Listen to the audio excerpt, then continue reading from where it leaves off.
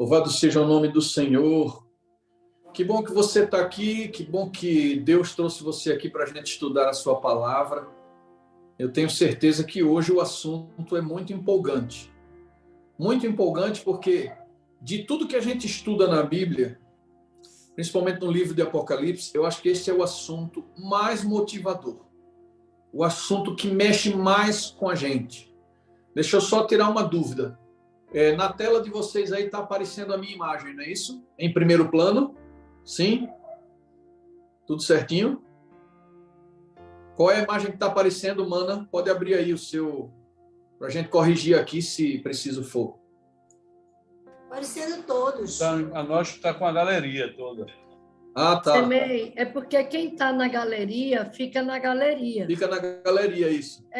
Agora Certo. pronto. Agora foi mudado. Agora mudou. Tá joia. Então vamos lá. Eu acho que era o de Teus que está como anfitrião aí, né, Teus? Não? Tu estava na galeria, aí mudou aqui, eu acho que não. Porque estava sem e voltou. Tudo certo. Beleza, pessoal. Esse assunto eu considero o assunto mais empolgante de toda a Bíblia. Porque esse assunto é nada mais, nada menos que o fim do sofrimento, o início de novos tempos, o início de um novo governo, significa libertação, significa o fim do pecado, significa todos os nossos sonhos realizados ao mesmo tempo. Eu considero este assunto o maior e principal assunto de toda a palavra de Deus, que é a volta de Jesus. Esse assunto é extremamente empolgante. Sempre que a gente está numa reunião de coinonia, quando a gente está num PG, quando a gente está na igreja conversando informalmente, né? Os amigos, os irmãos, e o assunto é a volta de Jesus. Nossa, como isso deixa a gente animado, como isso mexe com a gente, como isso traz para a gente esperança, vontade de que o tempo corra e as coisas aconteçam o mais rápido possível, porque quanta coisa magnífica vai acontecer nesse dia da volta de Jesus. Vamos aqui pensar em algumas coisas que vão acontecer, né? Algumas coisas que vão acontecer. Você pode até escrever aí no chat para você interagir aqui comigo. Mas eu vou começar aqui dizendo para vocês que uma das coisas que vai acontecer nesse dia, no abrir e fechar de olhos, é a transformação dos salvos. Essa transformação inclui nunca mais sentir dor de nenhuma espécie. Dor emocional, dor física. O que mais você vê aí como resultado da volta de Jesus para a nossa vida? Escreve aí.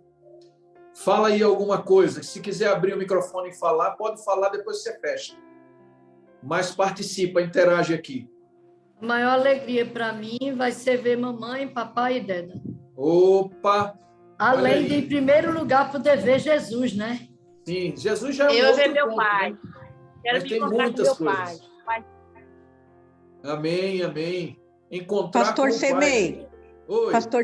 Pastor Semei, o Pode meu falar. maior sonho é eu ouvir a voz de Jesus chamando, Claudinha, vem para cá. Oh, glória Ai, a Deus. Esse é meu sonho.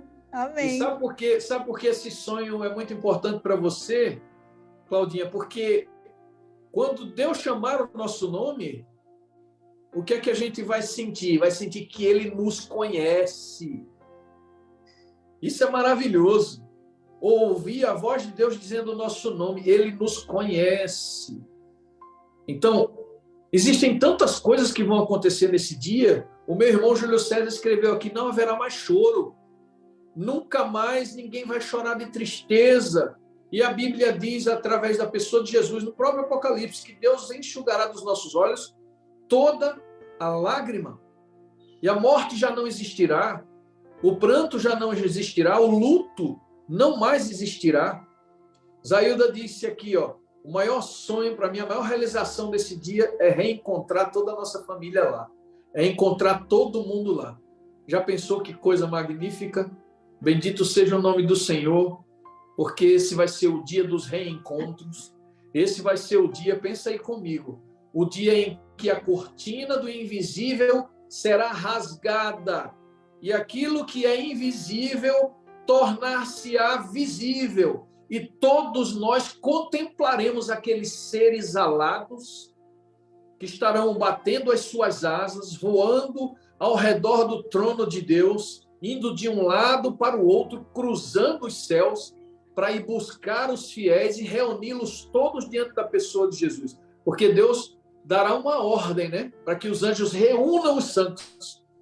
Então, a gente já vai ter uma reunião inicial. É os anjos indo buscar em cada ponto do planeta todos os salvos para reunir num único lugar. Que coisa linda, né? A Stanley disse aqui que vai poder voar e encontrar Jesus nas nuvens. Nossa, que coisa maravilhosa. Imagina essa cena. Tem um relato do Espírito de Profecia que diz que lá no céu, quando a gente já estiver lá, a habitação de Deus estará no Monte de Sião. A gente não faz ideia de como será isso, como é esse Monte Sião que vai haver no céu, mas é lá onde está o trono de Deus, o seu templo. Nos parece que o próprio manto de Deus que é o próprio templo, todos serão envoltos no próprio manto de Deus. Dá para imaginar uma coisa gigantesca como essa. O manto de Deus cercando todos os salvos, e ali, naquele lugar, ela diz assim, o Espírito de Profecia fala que algumas crianças subiam o monte correndo, outras faziam uso das suas pequenas asas para chegar ao cume do monte. Então, dá para imaginar as crianças, algumas correndo, outras permitindo que as suas asas volúpeis, aquelas que aparecem quando eles precisam, saem do corpo e aparecem eles voando até chegar ao cume do monte. Que coisa linda é essa? Então, meus queridos, o perfume de Jesus, muito bem, querida Stanley, o perfume de Jesus deve ser uma coisa incrível, né? O cheiro dele deve ser uma coisa incrível, muito bem lembrado. Mas eu queria chamar a atenção para vocês de uma coisa. A Bíblia diz que quem não amar a sua vinda, não a receberá de bom grado, de braços abertos. Nós precisamos amar a sua vinda, amar esse dia, desejá-lo acima de tudo, falar sobre ele, pensar nele e viver em função dele. O dia em que nós encontraremos face a face o nosso Salvador. Daí a importância do nosso estudo hoje. Eu vou compartilhar a tela aqui para a gente começar a estudar o assunto de hoje, que é a volta de Jesus. Muito bem, deixa eu abrir aqui o estudo de hoje,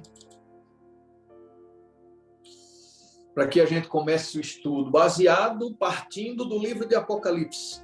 Porque a Bíblia, para que ela seja compreendida e entendida, a gente precisa estudar um pouco aqui e um pouco ali, né? Reunir as informações que nós temos em Gênesis, nos livros históricos, nos livros poéticos e nos livros proféticos, né?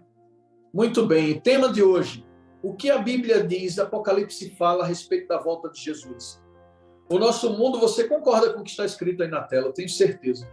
O nosso mundo, ele avança para um beco sem saída. As crises mundiais estão aí, né? Nós estamos diante de guerras, estamos diante de rumores de guerras. Essa guerra que está acontecendo agora, a principal, na realidade ela é a principal, mas ela não é a única que está acontecendo no mundo. Existem vários países em guerra, guerra civil, de todas as formas. Existem guerras, polarizações, grupos que se enfrentam, grupos que não se toleram, nos estádios de futebol, na política, em todo lugar, o mundo está polarizado e a paz deixou de existir. O homem está se autodestruindo. Ele mesmo tem feito escolhas para o seu fim. O Apocalipse revela que Jesus voltará e vai colocar todas as coisas no seu devido lugar. Então, por que é tão importante a volta de Jesus? É porque tudo que está errado, tudo que está desequilibrado, a inversão dos valores, tudo que está acontecendo hoje, que traz sofrimento para a raça humana, e sofrimento também, não deixando de esclarecer isso, de apontar isso, esse sofrimento também alcança o coração de Deus. É um sofrimento que não somente alcança a raça humana, mas o próprio coração de Deus, o coração dos anjos também, Vocês já pararam para imaginar o quanto os anjos sofrem, os nossos anjos protetores sofrem ao assistir o nosso sofrimento? E o quanto eles também estão ansiosos para que a promessa da volta do Senhor Jesus aconteça definitivamente? Assim como o Senhor Jesus é o personagem central de Apocalipse, a segunda vinda de Cristo em glória e majestade é o acontecimento mais importante desse livro. E a primeira pergunta que nós vamos estudar hoje, permitir que a Bíblia responda, é essa que está na tela. Quantos verão Jesus voltar? Por que é tão importante essa pergunta? Por que é tão importante esta pergunta? Leva em conta aí essa segunda pergunta, né? Que eu fiz a primeira, que está na tela, e a segunda é: por que é importante saber quantas pessoas vão ver Jesus voltar? Então vamos lá.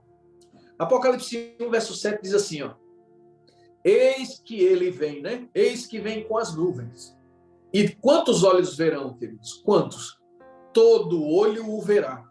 E diz mais, olha só: até quantos o traspassaram? Se você não entende isso aqui, o que o profeta João está dizendo através do seu anjo, do anjo que revelou para ele as palavras de Apocalipse que ele deveria registrar no livro de Apocalipse, o que João viu aqui é que aquelas pessoas que crucificaram Jesus, que transpassaram Jesus, elas verão Jesus voltar. Qual é o apoio bíblico para isso? Jesus estava diante de Pilatos, e Pilatos o interrogando, teve um momento que ele perguntou: tu realmente és Deus? E Jesus disse assim: você está dizendo. Porque ele, na realidade, não perguntou a Jesus, né? Ele ironizou, ele falou assim: então, na realidade, tu és Deus? Aí Jesus diz: tu o dizes. Mas Jesus teve algo muito importante para falar para Pilatos. E Jesus disse assim, ó: na verdade te digo que verás o Filho do Homem descendo com poder e muita glória nas nuvens dos céus com os seus anjos. Quando Jesus falou isso, ele falou para quem? Exatamente para Pilatos, um dos responsáveis pela crucificação de Jesus. Então, todo aquele grupo ali, Anás, Caifás, todos aqueles soldados que participaram, todos os fariseus que incitaram a multidão para que Jesus fosse crucificado, essas pessoas responsáveis pela crucificação de Cristo, a Bíblia diz aqui que eles estarão vivos nessa hora para ver Jesus voltar. Então, quando a gente for estudar sobre o milênio, eu vou falar mais especificamente sobre isso. Mas para deixar você assim na expectativa, eu só quero dizer uma coisa para vocês. A Bíblia diz que tem gente que nasceu nesse mundo, que vai morrer 3 vezes, viu? 3 vezes essa pessoa vai morrer. Algumas delas são essas que estão nesse grupo que vai estar vivo, provavelmente pela ressurreição dos mortos. Uns ressuscitarão para a vida e outros para a morte. Então, os que ressuscitam para a morte são aqueles que transpassaram Jesus. Eles olham para o Salvador, mas depois vão morrer. A gente vai entrar nesse detalhe aí mais à frente no estudo do milênio, para que a gente entenda como é isso. Coisa mais estranha, né? Parece. A Bíblia dizer que existem pessoas que vão morrer 3 vezes. Tem até um pregador que diz assim: tem gente que só vai morrer de verdade quando morrer a 3ª vez. Porque foram tão maus, porque protagonizaram coisas tão terríveis que passarão por 3 momentos de morte. Então vamos lá. A pergunta qual foi? Quantos verão Jesus voltar? E a resposta: todo olho verá, até mesmo aqueles que o transpassaram. E todas as tribos da terra se lamentarão sobre ele, certamente. Amém. Todas as tribos da terra. Isso quer dizer para mim e para você que todas as nações, todas as línguas, todos os povos do mundo vão ver Jesus voltar. Não vai ser secreta a volta de Jesus. Não vai ser escondida. Agora eu estou respondendo porque essa pergunta é tão importante. Por isso que eu fiz 2 perguntas simultâneas. Por que é importante saber quantos verão? Porque algumas pessoas dizem que a volta de Jesus será secreta. As pessoas vão simplesmente desaparecer e já estarão no céu. E a gente não vai ver Jesus nas nuvens. Mas será que a Bíblia apoia isso? A primeira coisa que a Bíblia já nos revelou aqui é que todos verão o Filho do Homem vindo nas nuvens. Próxima. aguardando a bem-aventurada esperança e o aparecimento da glória do grande Deus e nosso Salvador Jesus Cristo. Então, Tito 2, verso 3 diz isso, que todos estão aqui lutando, andando com Deus, caminhando numa esperança, na certeza de que ao final de todo esse sofrimento, a nossa bem-aventurança seja a esperança no aparecimento de Jesus em glória e majestade nas nuvens dos céus. É por isso que a gente acorda de manhã e busca a presença de Deus. É por isso que a gente vive pelos outros, não para nós mesmos, porque tentamos parecer com Jesus. Apesar dos nossos esforços e as nossas obras serem imperfeitas, o Senhor está olhando para nós e sendo louvado com as nossas atitudes, com as nossas decisões, tudo em função dessa esperança de um dia vermos o Senhor Jesus. Vamos lá. O Novo Testamento refere-se a ele cada vez a cada 5 versículos. Tá? O Novo Testamento, a cada 5 versículos, se refere a Jesus. Há aproximadamente 2.500 referências em toda a Bíblia falando a respeito da volta de Jesus. Cerca de 1.500 profecias se relacionam com a volta de Jesus. Olha quantas profecias relacionadas com a volta de Jesus. Para cada profecia relacionada com a primeira vinda de Jesus Cristo, há pelo menos 8 relacionadas com a segunda vinda. Então, vejam que coisa impressionante e como é importante esse momento do retorno do Senhor Jesus. Mas o inimigo sabe que Jesus vai voltar. Ele sabe, ele tem certeza. Ele acompanhou e viu o próprio Jesus dizendo aos apóstolos que voltaria. Também viu os anjos testemunhando quando Jesus subiu aos céus, dizendo: esse mesmo Jesus que vocês estão vendo subir, descerá da mesma forma que subiu. Satanás sabe. E em função disso, ele está trabalhando para operar um grande engano a respeito da vinda do Senhor Jesus. Lá em Mateus 24, verso 4 e 5, está escrito assim. Foi um evento que os apóstolos estavam reunidos com Jesus, tá certo? No monte, e ali perguntaram a Jesus algumas coisas a respeito do fim. E quando eles perguntaram a respeito de como seria a sua vinda e os sinais dos tempos, Jesus disse assim: vede que ninguém vos engane, porque virão muitos em meu nome dizendo: eu sou o Cristo, e enganarão a muitos. Primeira coisa que eu quero chamar a sua atenção aqui agora. Está dizendo o seguinte: olha, vocês estão querendo saber quando será a minha vinda, quando vai ser o meu retorno, como serão os sinais. Mas a primeira coisa que eu tenho para dizer para vocês é: tomem cuidado, porque antes que eu venha, virão outros dizendo: eu sou o Cristo. Isso faz parte do engano de Satanás, porque se Jesus chega antes da hora, e não é o verdadeiro Cristo que está chegando, nós estamos correndo riscos de recebermos desse falso Cristo ensinamentos que vão nos afastar de Deus ao invés de nos aproximar dele. Aí diz mais, Apocalipse 16, verso 13 e 14.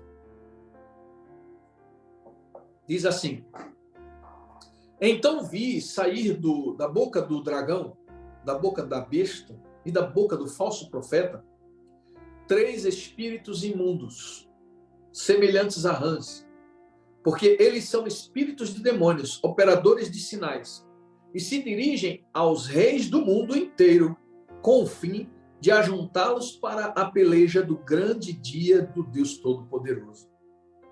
Então, observem uma coisa, ó, viu sair da boca do dragão, da boca da besta e da boca do falso profeta. Então, o Apocalipse está deixando claro que existem 3 sistemas religiosos aqui, chamados de dragão, besta e falso profeta, que abrem a sua boca e das suas bocas saem o quê, pessoal? 3 espíritos imundos, provavelmente um de cada boca, semelhantes a rãs. Por quê? Eles são espíritos de demônios, operadores de sinais, e se dirigem aos reis do mundo, olha só, aos governantes de todo o planeta, com o fim de ajuntá-los para a peleja do grande dia do Deus Todo-Poderoso. Algumas verdades aqui nesse texto. Primeiro, que esses 3 sistemas religiosos unidos vão produzir um poder assustador, grandioso, que são o poder de demônios, porque de sua boca saem demônios enganadores, espíritos semelhantes a rãs. A aparência é de repugnância. A aparência desses espíritos é de repugnância. Então, eles saem da boca. Olha que visão terrível essa que João teve. Esses espíritos saem da boca desses sistemas, desses seres simbólicos diante dos olhos de João. E esses demônios que saem da boca desse falso profeta da besta e do dragão são demônios operadores de milagres e prodígios. Então, eles não vêm com um poder de enganação somente no blá, blá, blá, na conversa, não. Eles têm poder, como a Bíblia diz, para fazer, se possível, descer até fogo do céu, para que as pessoas acreditem de que eles são pregadores de uma verdade, entre aspas, de uma falsa verdade. Então, qual é a grande questão aqui desse texto? Todos nós precisamos estar tão aprofundados nas profecias, estudando sempre o Apocalipse, como a gente está fazendo agora, para que esse engano, por mais milagroso e fantástico que seja, não nos apanhe. Precisamos estar alicerçados na santa palavra de Deus. Aquele texto que eu acabei de citar, que está em 2 Coríntios 11, verso 14. E não é de se admirar, porque o próprio Satanás faz o quê, gente? Se transforma em anjo de luz. Então vejam o tamanho desse engano. 2 Tessalonicenses 2, verso 8 a 10. Então, será de fato revelado o iníquo, a quem o Senhor Jesus matará com o sopro da sua boca, e o destruirá pela manifestação da sua vida.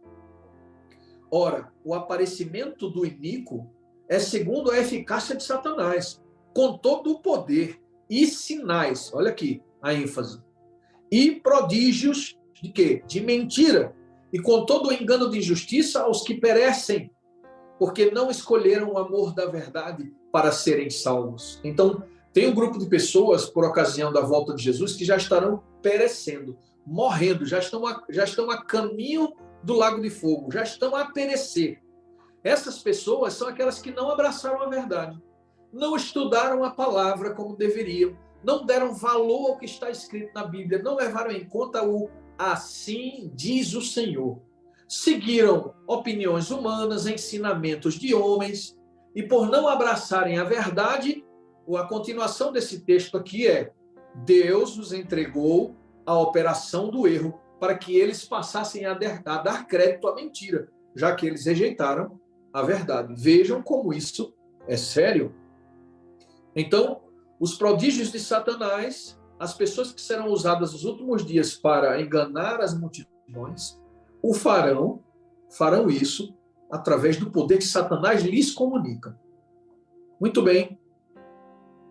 Satanás tratará de enganar, imitando a segunda vinda de Jesus.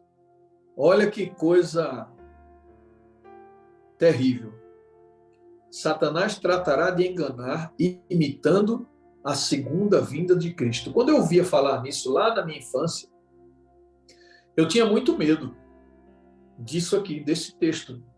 Quando as pessoas falavam, Satanás vai vir imitando a volta de Jesus. Eu pensava assim, como é que eu vou saber? E a palavra de Deus diz exatamente quais são as diferenças entre a volta de Jesus e a tentativa de Satanás de enganar as pessoas dizendo, eu sou o Cristo, e tentar conduzir a raça humana para a morte através dos seus ensinamentos nos últimos dias. Como Jesus então virá? Que declaração Jesus revela que sua segunda vinda não será secreta? Como é que a gente sabe que a sua segunda vinda não será secreta? Jesus disse aos apóstolos lá no Monte das Oliveiras, conversando com eles e falando do sinal dos tempos. Então, se alguém vos disser, eis aqui o Cristo, ou ei-lo ali, não acrediteis. Quando Jesus vier, em outras palavras, ele está dizendo isso. Quando eu voltar, ninguém vai precisar dizendo, olha, vem ver que Jesus está voltando, vem olhar aqui, Jesus está voltando. Quando Jesus voltar, não vai ter ninguém dentro do quarto dormindo. Sabiam disso? Quando Jesus voltar, não vai ter ninguém numa mesa comendo. Quando ele aparecer genuinamente no céu, estarão todas as pessoas, o mundo inteiro será abalado. Ninguém poderá, naquele momento, estar envolvido com qualquer outra coisa. Todos estarão na expectativa de algo muito grandioso que está prestes a acontecer. E quando ele romper essa atmosfera e aparecer para o mundo, o que é que a Bíblia diz? Todo olho o verá. Então, por isso Jesus disse, eis aqui o Cristo, ei-lo ali, não acrediteis. Porque assim como o relâmpago sai do Oriente e se mostra no Ocidente, assim será a vinda do Filho do Homem. Ninguém vai precisar ser avisado mais nessa hora. A época de pregar o Evangelho e dizer Jesus está voltando, acabou aqui. Agora, quem não estiver pronto será pego de surpresa. Mas aqueles que estiverem prontos já estarão, antes mesmo dele aparecer com o rosto no céu, já estarão de braços abertos, esperando a manifestação do nosso Salvador. Vem o nosso Deus e não guarda silêncio. Perante ele arde um fogo devorador. Ao seu redor esbraveja grande tormenta. Dá para se esconder um evento como esse? Dá para se esconder? Deixa eu fazer uma acréscimo aqui. Tem um outro texto, uma outra versão que fala assim, que na base do trono de Jesus, enquanto ele vem, os elementos estão se fundindo. Os elementos estão se abrasando. Você sabe que essa é uma linguagem científica? Os elementos se abrasarem é nada mais, nada menos que uma explosão atômica. Quando os elementos se abrasam, quando os elementos explodem, essas explosões são chamadas de explosões atômicas. Na base do trono de Cristo estará acontecendo exatamente isso, um fogo devorador vindo, destruindo tudo, e os elementos se abrasando, explosões atômicas na base do trono de Deus. Minha gente, está escrito em Salmos 50, verso 3. Dá para esconder um evento como esse. Esse evento dá para ser secreto e impossível. Esse será um evento portentoso, um evento um evento cataclísmico, se é que a gente pode dizer assim. Vai mover o mundo inteiro. E sabe como é que a Bíblia descreve o terremoto que vai haver? É um terremoto tão gigantesco que vai rachar o planeta. É um terremoto tão gigantesco que vai sacudir o planeta. E as montanhas vão se mover como se fossem canas ao vento.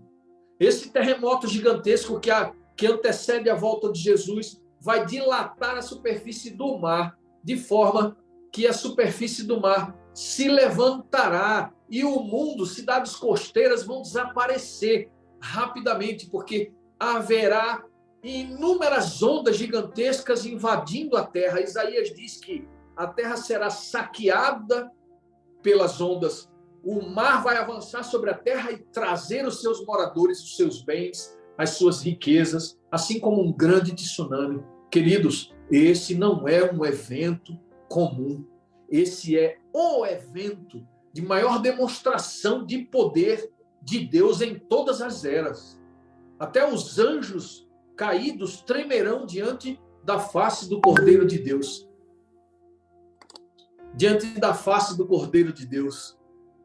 Eu recebi uma ligação aqui, mas já desliguei. Espero que não tenha atrapalhado aí. Então, queridos, vai ser um evento gigantesco, mundial e universal. Estarão todos os mundos não caídos, as pessoas de todas as eras, criadas em outros planetas, olhando e assistindo esse grande e terrível dia. Por que grande e terrível? Porque não é só um dia de esperança, também é um dia de juízo. Mas nós não precisamos ficar angustiados nem preocupados, porque estamos na presença do Senhor. E se assim continuarmos a viver, podemos ter a certeza de que o Senhor virá para nós com o seu olhar de mansidão, de amor e de misericórdia. E para aqueles que não se prepararam, o destino vai ser diferente. Nós vamos falar um pouquinho disso aqui agora. Vamos fazer 6 perguntas e permitir que a Bíblia nos responda agora. Jesus virá de forma pessoal? Vai ser um espírito? Vai ser uma luz? Como é que vai ser essa volta de Jesus? Atos 1, verso 11 diz assim: e lhes disseram, varões galileus, por que vocês estão olhando para as alturas? Sabe quando acontece isso, né? Jesus está ascendendo aos céus. Foi o último momento com os apóstolos. Agora ele está indo de vez para o céu e não apareceria mais corporalmente aos apóstolos. Então os apóstolos estão tristes, olhando para o céu, vendo Jesus indo embora. Jesus se despediu deles. A partir de agora vocês não vão mais me ver. E começou a subir, a ascender aos céus. Eles foram olhando Jesus subindo. Pode fechar o microfone, quem está com o microfone aberto. Obrigado. Então, eles estão contemplando Jesus subindo aos céus, corporealmente, até desaparecer. Aí os anjos, enviados por Deus, aparecem aos apóstolos e falam isso aqui aos apóstolos. Ó. Varões galileus, porque vocês estão olhando para as alturas? Esse Jesus que dentre vós subiu ao céu, foi assunto ao céu, virá do modo como vocês o viram subir. Então isso aqui tira qualquer dúvida a respeito de como vai ser a volta de Jesus. Jesus virá de forma pessoal ou impessoal? O que diz o texto? Que assim como ele subiu, estava com os apóstolos pessoalmente, ele também voltará. Então a volta de Jesus será pessoal. Onde é que vai aparecer? Onde é que o Senhor vai aparecer? E quem é que vem com ele? Vamos ler aqui 2 textos para entender e responder essa pergunta. Onde aparecerá o Senhor e quem o acompanhará? No Monte das Oliveiras achava-se Jesus assentado, quando se aproximaram deles os discípulos em particular e lhe pediram: dize-nos quando sucederão essas coisas e que sinal haverá da tua vinda e da consumação do século. Mateus 16, verso 27. O que é que diz? Porque o Filho do Homem há de vir como? Na glória de quem? De seu Pai. E quem mais virá com ele? Os seus santos anjos. E então retribuirá a cada um conforme as suas obras. Tem uma coisa que às vezes a gente esquece aqui. Se você acredita que Deus é uma composição de 3 pessoas distintas, o Pai, o Filho e o Espírito Santo, nós temos uma revelação interessante aqui. A gente sempre fala da volta de Jesus, mas o texto de Mateus deixa claro para mim e para você que quando Jesus vier, ele virá na glória do seu Pai. Então o Pai estará junto. Possivelmente não, com certeza, o Espírito Santo também se fará presente, porque ele já estará aqui na terra junto com os salvos. A Bíblia diz que ele se retirará da terra pouco antes da volta de Jesus, mas não se retirará dos santos. Esse é um processo difícil de entender, porque envolve a onipresença de Deus. Ele é capaz de estar em toda parte e também é capaz de se ausentar de onde ele quiser. Então ele deixará os ímpios, porque encherão a taça de misericórdia, Deus não poderá mais fazer nada pelos ímpios, continuará com os santos, e quando Jesus voltar, tem microfone aberto, e quando Jesus voltar, ele virá na glória do seu Pai, e junto com o Pai e com o Filho estará também presente o Espírito Santo. Que coisa linda, hein? Louvado seja o nome do Senhor. É por isso que a Bíblia diz que houve silêncio no céu. O céu estará vazio. Todos virão para esse grande, portentoso e maravilhoso evento. Todos os anjos do céu, junto com o Pai, o Filho e o Espírito Santo. O que farão os ímpios por ocasião da volta de Jesus? Como é que eles vão agir? A Bíblia diz que eles dirão assim, ó, caiam sobre nós os montes e nos escondam da face daquele que está sentado no trono e da ira do Cordeiro. Ora, mais uma prova de que a volta de Cristo será visível, porque os ímpios não suportarão olhar para ele. Não suportarão olhar para Cristo no momento da sua vinda. E eles correrão para as cavernas e pedirão que os montes caiam sobre ele, que venha logo a morte, que acabem com tudo, porque a morte é melhor do que encarar o juiz de toda a terra. Aquele que amou profundamente a raça humana, mas foi desprezado pela maioria dela. Já pensou? Desprezado, xingado, perseguido, desonrado, blasfemado. Os homens seguiram seus próprios instintos, mataram uns aos outros, mataram as suas crianças, ofereceram suas crianças aos ídolos, exaltaram-se a si mesmos, esqueceram de um Criador, que é Cristo. esqueceram do seu Criador, do seu Deus. Revoltaram-se contra Deus, disseram, ele não existe. Negaram o chamado de Deus para o arrependimento e agora terão que sofrer a consequência de encarar nos olhos de Jesus o juízo. Porque os ímpios, quando olharem, não verão o olhar de misericórdia. Verão o santo juiz em toda a sua ira, vindo para vindicar o seu nome e dar um fim ao pecado e os pecadores. Muito bem. Por isso que nós acabamos de ler aqui que Jesus virá sentado no trono, mas nós também lemos a respeito da ira do Cordeiro. O mesmo que é apresentado na Bíblia como Cordeiro, também é apresentado como um leão da tribo de Judá. Você pode não ter medo de um cordeiro, mas você com certeza temeria um leão se você o encarasse sozinho. Isso pode ser algo assustador para quem não se preparar para esse grande dia. Muito bem, a próxima pergunta aqui deu uma falha nos slides, mas essa pergunta aqui com certeza é a seguinte: qual será o dia e a hora da volta de Jesus? Será que alguém pode dizer qual é o dia e a hora da volta de Jesus? Aí a Bíblia responde, Mateus 24, 36. Mas a respeito daquele dia e hora, ninguém sabe, nem os anjos dos céus, nem o Filho, senão o Pai. Nem os anjos do céu, nem o Filho, senão o Pai. Então, foi reservado somente ao Pai saber o dia e a hora em que todas as coisas estarão terminadas e que Jesus no santuário dirá, está feito. E depois que Jesus disser, está feito, ainda vai acontecer algumas coisas na terra. Quando ele disser, está feito, não é sua vinda imediata, não. Quando ele disser, está feito, acabou o tempo de graça. Aí a gente vai entrar num período terrível aqui na terra, mas que será finalizado com o retorno do Senhor Jesus. Qual o propósito, segundo o Apocalipse, para a segunda vinda de Cristo? Apocalipse 22, verso 12. Eis que venho eis que venho sem demora.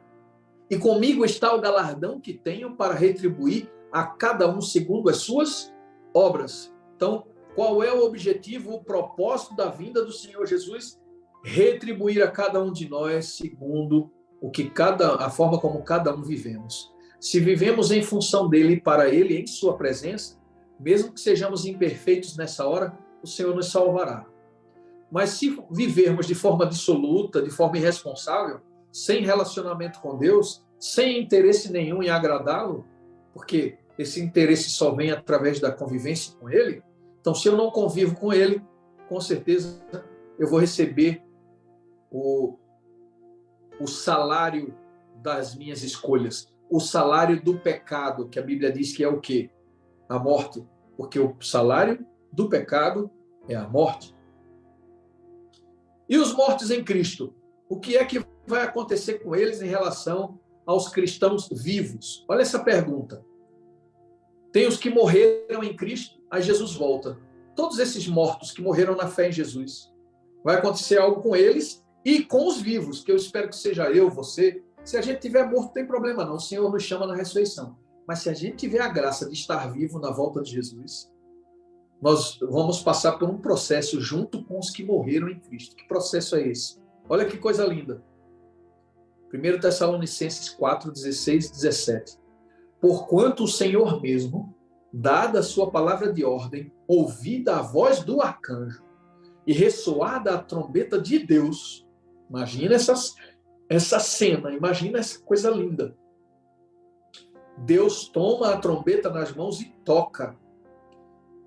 Quando ele tocar a trombeta, ele descerá dos céus e os mortos em Cristo, o que acontece com eles? Ressuscitarão. Os mortos em Cristo ressuscitarão. E a Bíblia diz que eles ressuscitarão primeiro. Isso indica, nós vamos estudar mais à frente, de que há uma primeira ressurreição e depois uma outra ressurreição. Se os mortos em Cristo vão ter o privilégio de ressuscitarem primeiro, então eles são bem-aventurados. A Bíblia diz, bem-aventurados aqueles que tomam parte na primeira ressurreição, porque na segunda não vai ser nada bom.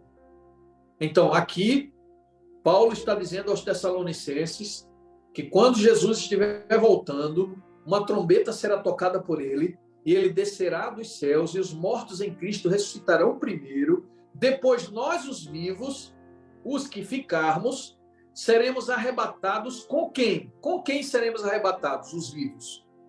Juntamente com eles, entre as nuvens, para o encontro do Senhor nos ares, e assim estaremos para sempre com o Senhor. Queridos, é muito importante que você tenha esse texto riscado na sua Bíblia, marcado na sua Bíblia, anotado na capa, porque tem muita gente que diz que quando a gente morre vai para o paraíso. Está errado. A Bíblia não respalda isso. A Bíblia diz que, com respeito aos mortos, eles estão dormindo. Assim como Jesus disse, Lázaro está dormindo e eu vim para despertá-lo. Ninguém entendeu, porque Lázaro já estava morto há 5 dias. Aí Jesus chega e ressuscita Lázaro. É a mesma história no final dos tempos. Nossos entes queridos que perdemos estão dormindo. Quando o Senhor chamá-los, tocando a trombeta, eles ressuscitarão, sairão do pó. E eles serão transformados num abrir e fechar de olhos. Nenhum sinal de imperfeição, nenhum sinal de enfermidade. Eles estarão agora perfeitos, renovados, prontos para subir aos céus. Mas nós estamos aqui com o texto na tela, dizendo que, além deles, nós também seremos arrebatados para o encontro com o Senhor Jesus nos ares. Isso jamais poderia ser secreto. Já pensou que coisa linda? Esse texto tira a maioria das suas dúvidas a respeito disso. E o que acontecerá depois disso? A prisão de Satanás, mas esse é um assunto para um outro estudo bíblico. O Apocalipse apresenta as condições de vida que Jesus estabelecerá depois da sua segunda vinda. Ah, meus irmãos, vai ser uma coisa maravilhosa. Ele disse, nós estávamos aqui perguntando no início para vocês, o que é que vai ter de bom? Aí o meu irmão Júlio César falou o quê? Não haverá mais choro. Está aqui o texto que comprova isso. Ele enxugará dos olhos toda lágrima. E a morte não mais existirá. Já não haverá mais luto, nem pranto, nem dor. Porque as primeiras coisas, as coisas antigas, o pecado, passou. Não existe mais. Agora não tem mais sofrimento. É só uma alegria e um gozo eterno, que durará por toda a eternidade. Deus é infinito. E sabe o que ele vai promover? Um prazer infinito para todos os seus filhos. Nós estaremos nos alegrando e sentindo o prazer da presença de Deus e descobrindo as coisas magníficas do céu à medida que a eternidade avança. Cada dia seremos surpreendidos com mais e mais coisas que nos farão olhar para Deus e dizer: como é magnífico o meu Senhor, como o nosso Deus é grandioso, como é poderoso, sábio, inteligente, como Ele construiu todo esse universo por amor às suas criaturas. Nós iremos nos apaixonar cada dia mais pelo Senhor, amá-lo cada dia mais, e o mal nunca mais se levantará de novo, nunca mais pela segunda vez, porque o mundo estará vacinado e terá definitivamente compreendido que a melhor coisa é viver na presença de um Deus santo e amoroso. Amém? A bem-aventurada esperança do Apocalipse é qual então? O retorno do Senhor Jesus Cristo. Bendito seja o seu nome. Que coisa maravilhosa, que coisa incrível. Eu sei que esse assunto estimula muito a nossa curiosidade. E eu quero, nesse momento, abrir espaço para que você comece a perguntar algumas coisas. Você pode até digitar aí no chat, porque se a gente não tiver tempo para todas as perguntas, a gente seleciona algumas, tá certo? E responde. Mas antes de responder essas perguntas, eu queria fazer um apelo. Eu queria perguntar para você, e eu vou pedir que você coloque na tela a sua mãozinha levantada. Se você não souber fazer isso, levante a sua mão quando eu fizer esse apelo. Meu apelo é o seguinte: quem gostaria de estar naquele grupo que, quando Jesus voltar, dirá: este é o nosso Deus, a quem aguardávamos. Em sua salvação nos alegraremos e bendiremos o seu nome. Quantos querem estar nesse grupo quando o Senhor Jesus voltar? Porque tem aquele outro grupo que dirá: caia sobre nós os montes e nos escondam da face daquele que está sentado no trono. A Bíblia diz que eles procurarão a morte e não a acharão. Veja que coisa terrível. É horrível essa cena. Imaginar as pessoas pulando dos prédios, tentando tirar a vida, mas ali ninguém morre mais. Todos os vivos, por ocasião da volta de Jesus, inclusive os ímpios que não morreram nas pragas, terão que ver o Senhor Jesus voltar. Olhar para ele voltando. Ninguém vai conseguir achar a morte nesse momento. Quer você estar naquele grupo que os anjos reuniram e que juntos declararão unanimemente, consoantemente, uníssono, de forma uníssona: esse é o Senhor a quem aguardávamos. Na sua salvação nos alegraremos e bendiremos. Louvado seja o nome do Senhor. Que Deus te abençoe, que Deus te conserve nessa esperança, que você faça o que Ele pede de você. Eu quero encerrar contando isso para vocês. Uma pequena experiência. Eu era jovem e estava muito angustiado, porque eu tentava fazer a vontade de Deus, mas muitas vezes eu caía e tropeçava. Aí eu tentava novamente, não vou fazer mais isso. Caía e tropeçava. Aí eu tive uma crise existencial. Cheguei em casa e falei para minha mãe assim: mãe, eu não aguento mais. Eu sei que a senhora quer que eu permaneça na igreja, que eu tenha fé em Jesus, que eu obedeça a Deus, mas mãe, eu estou tentando, eu tento parar de falar determinadas coisas, quando me vejo já estou falando, tento parar de pensar em determinadas coisas, me pego pensando. Eu não consigo ter controle sobre mim mesmo. Então eu estou cansado disso, estou frustrado, angustiado.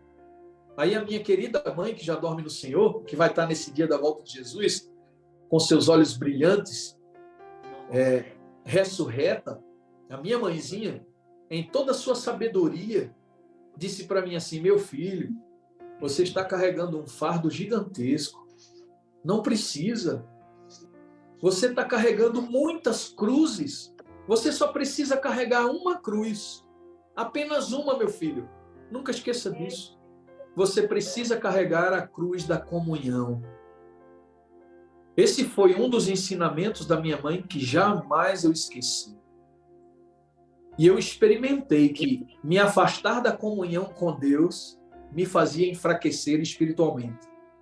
Se eu quiser me manter de pé naquele grande dia com esse grupo específico de pessoas que louvará o Senhor enquanto Ele está entrando no planeta, eu preciso manter a minha comunhão diária com o Senhor, permanecer em sua presença.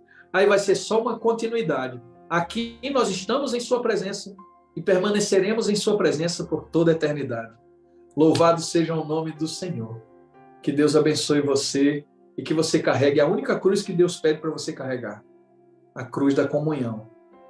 Amém? Amém.